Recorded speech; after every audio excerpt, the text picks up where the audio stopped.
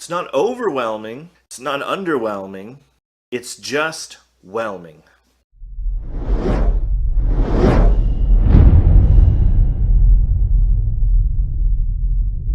Hey movie watchers, welcome to today's review of Isn't It Romantic, starring Rebel Wilson, Liam Hemsworth, Adam Levine, Priyonka Chopra, and was directed by Todd Schulson. If you're new to this channel, I like to talk about my likes, my dislikes, and then I'll give you the breakdown. All my reviews have spoilers, so this is your one and only warning.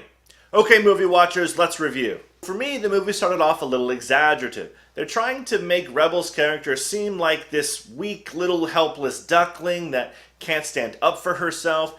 Everything in her life basically sucks. No one really notices her, and if she doesn't do something soon, then she will always continue down this path. Just gonna continue to get stepped on, even by her own assistant. So they really exaggerate this part in the beginning of the movie, which is kind of funny in some places, but is also kind of annoying in other places. She then gets mugged and knocks herself unconscious trying to escape, to wake up in a world where everyone thinks she's beautiful and everything is awesome and great. They actually do a pretty decent job of mocking rom-coms, so there is plenty to laugh at in this movie. And through this wonderful, magical experience of living in a world straight out of a Disney flick, she realizes that Josh, her best friend, is her soulmate. She learns a great lesson: to love herself, which wasn't unexpected but also a boring twist, and to accept that it's okay for other people to love her too. Like number one, they actually do a pretty good job of mocking and just making fun of these ridiculous love stories. Like how in the beginning of the movie, when she's talking about how fake and unrealistic that romance stories are, and she mentions that there's always a gay friend who helps the main character find herself and get the guy.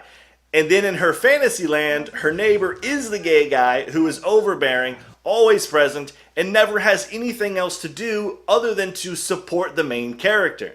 Also, when she wakes up in bed, but she can't remember having sex with Liam's character, she tries 3 more times before giving up, but because it's a PG-13 romance, the story won't let her remember, won't let her actually experience having sex with Liam's character. It just skips to the next morning every single time.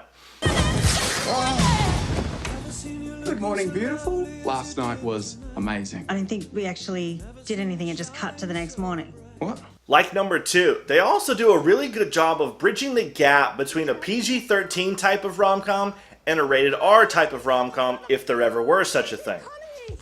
So this is not a movie you should take the whole family to. This movie is for adults. I mean, Rebel's character tries to have sex with Liam's character multiple times because she can't experience it and she doesn't want to forget it, to the point where I think she literally tried to jump his bones, as the saying goes.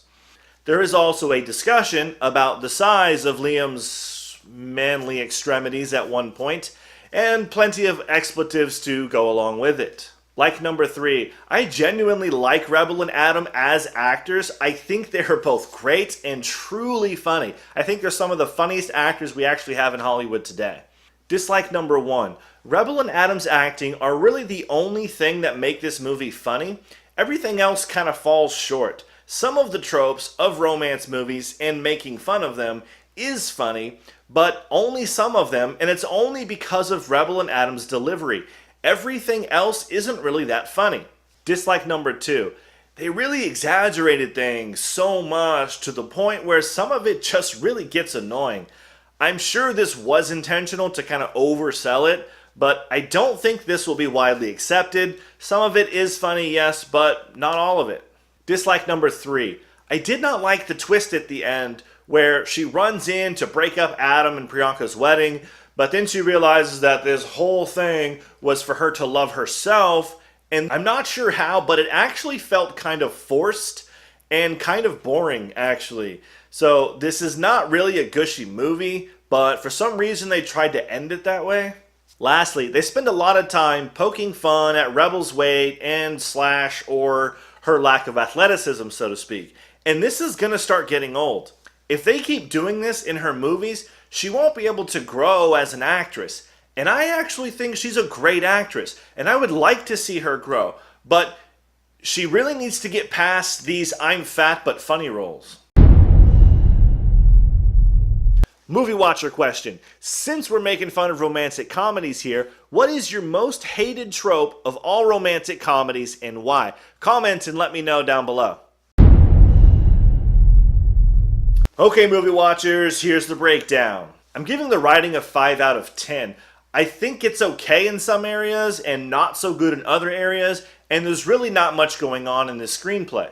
I'm giving the acting a 7 out of 10. Rebel and Adam, I think, are the best things about this movie. I love them, I think they're great, and they should have been given just a little more room to do their own thing.